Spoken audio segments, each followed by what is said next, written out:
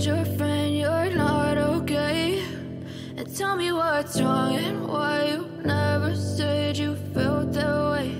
And guess you're trying to stay strong and fake a smile until I look away. But I've known you too long, it hurts to watch your blue eyes fade to gray as you fade. নমস্কার, সবাইকে স্বাগত বৃষ্টি সুখের একটা প্রেজেন্টেশনে। সবার আগে আমি অনেকটা বেশি ক্ষমা প্রার্থী, এতদিন পরে আমি ব্লগ নিয়ে আসছি তার জন্য। আর আশা রাখছি আগে থেকে এরকম দেরি আর কখনোই হবে না। সত্যি এইবারটা অনেকটাই দেরি হয়ে গেছে এইবারে। আর এর মধ্যে আমার প্রায় 2-3টে ভিডিও চলে আসার কথা, সেখানে আমার ফার্স্ট ভিডিও আসছে অনেক দিন পর। তো আমি চেষ্টা করব যে এরপর আমি যাতে কোনোভাবেই রেগুলারিটিতে কোনো রকম গাফিলতি না করি। আচ্ছা, আজকে আমি কিন্তু শেয়ার করছি আমার জন্মদিনের দিনটা। আর এটা হচ্ছে জন্মদিনের দিন, মানে যেদিন 12টা বাজার সঙ্গে সঙ্গে আমার জন্মদিন শুরু হয়েছে সেই দিনটা। এই কেকটা, যে কেকটা আমি দেখালাম, এই কেকটা পাঠিয়েছে আমার দিদিয়া, মানে আমার ননদ। এই কেকটা ছিল সারপ্রাইজ কেক, কিন্তু এই যে ট্রিকটা যে মোমবাতিগুলো নেভানোর পরেও হাততালি দিলে নাকি মোমবাতিগুলো জ্বলে ওঠে, এই বিষয়টা আমি জানতাম না। তো ওই মানে বারবার করে দেখতেই পাচ্ছেন আপনারা যে বারবার করে ও জ্বালিয়ে দিচ্ছিল হাততালি দিয়ে।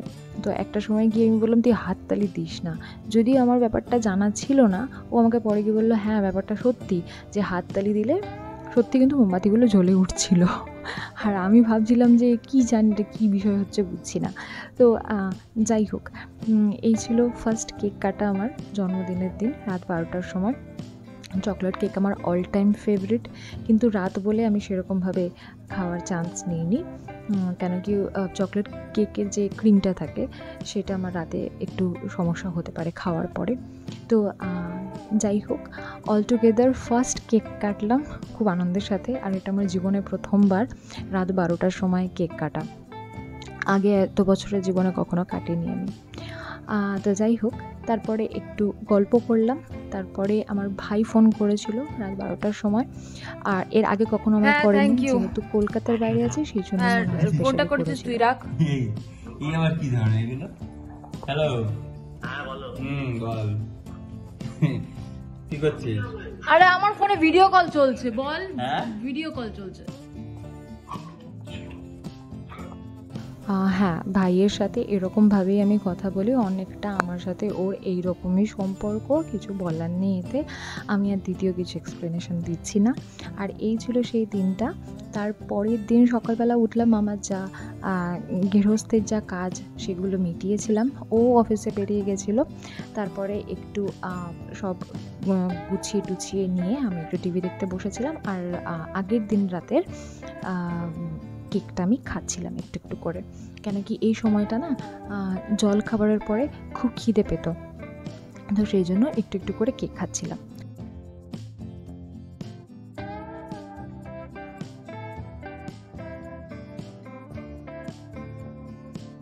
তারপর নিজে স্নান ধুতি করে ফ্রেশ হয়ে দুপুরবেলা টিভি দেখতে দেখতে খাওয়া দাওয়া করলাম। খাওয়া দাওয়া করে একটু আমি রেস্ট নিয়েছিলাম, মানে ঘুমাচ্ছিলাম আর কি। তো ঘুমিয়ে তাড়াতাড়ি উঠে গেছিলাম, কেন কি ওর তাড়াতাড়ি ফেরার কথা ছিল।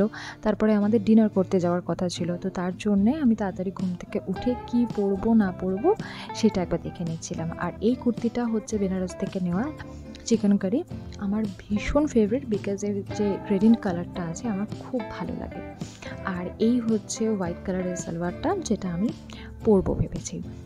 আর এটা one of my favourite salwar, but ওনারটা একটু আনম্যানেজেবল, বিকজ এটা একটু ওই কী বলে অর্গানজা যে মেটেরিয়াল। তো আমি রেডি হয়ে গেছিলাম, ততক্ষণ আমার বড় চলে এসেছিলো। আর তারপরে ও কেক এনেছিল একটা, সেটা হচ্ছে ব্ল্যাক ফরেস্ট কেক।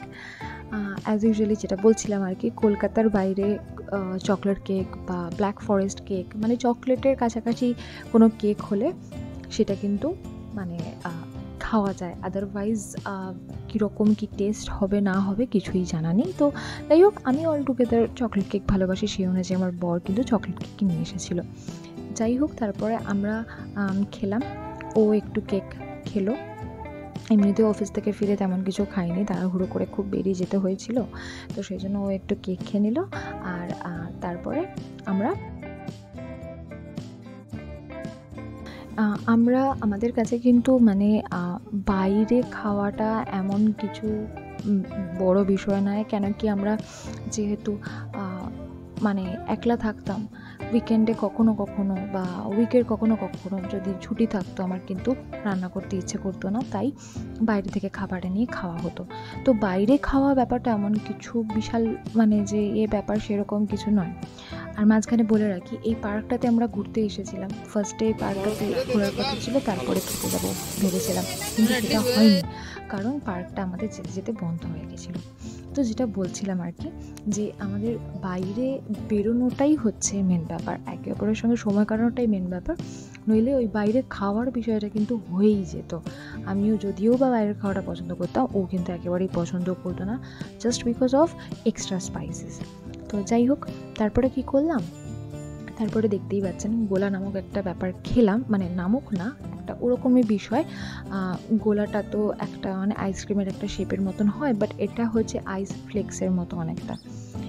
তো ওইটা খেলাম, বেশ আরাম করে আনন্দের সাথে খেলাম, তারপরে ওই জায়গাটা ছেড়ে চলে আসলাম। তবে পার্কটা আপনাদের আমি দেখাবো নিশ্চয়ই, কেন কি এর পরেও আমি গেছিলাম, তারপরে আমি পার্কের ভিডিও কিন্তু আনবো। আর এই হচ্ছে হোটেল ভেতরটা, হোটেলের ভেতরটা মানে হোটেলের বাইরেটা, মানে সরি কী যে বলছি, আউটডোর। এটা হচ্ছে আউটডোর পোর্শনটা, ইনডোরও আছে দেখতে পাচ্ছেন আপনারা, বাট ইনডোরে কিন্তু আমরা যাইনি, বিকজ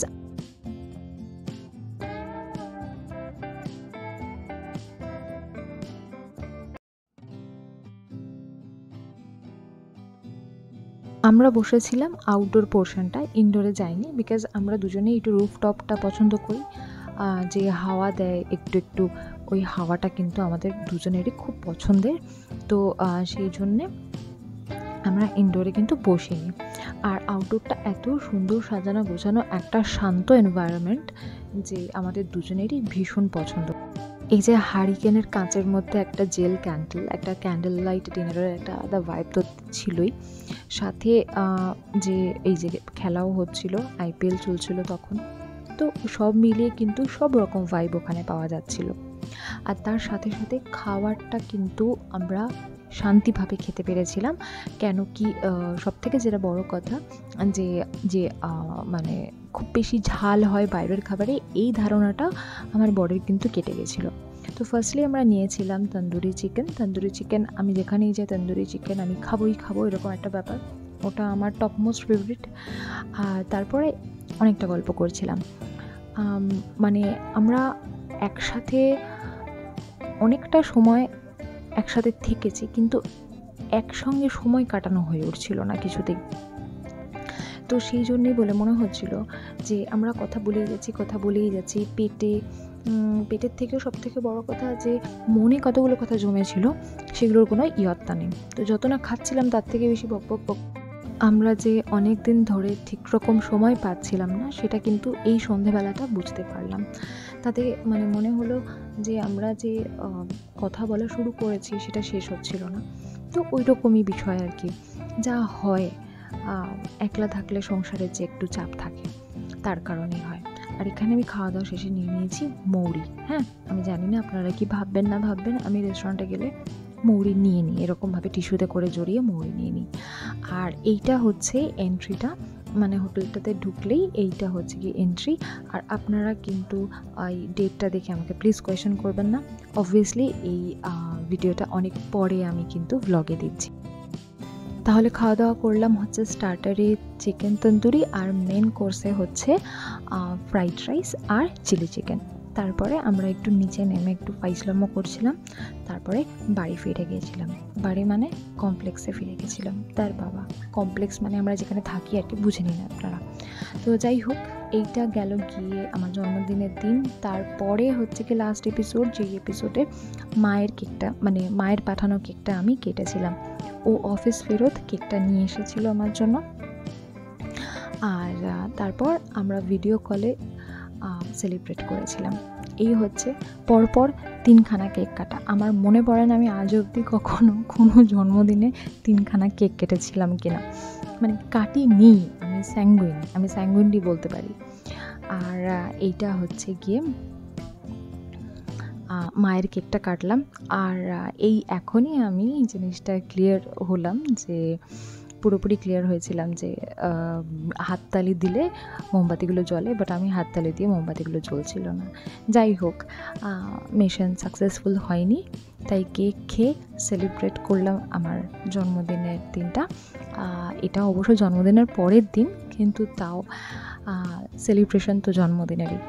তারপরে একটু বাড়িতে অনেকটা সময় কাটালাম, আর এইরকমভাবেই জন্মদিনের ব্লগটা শেষ করছি।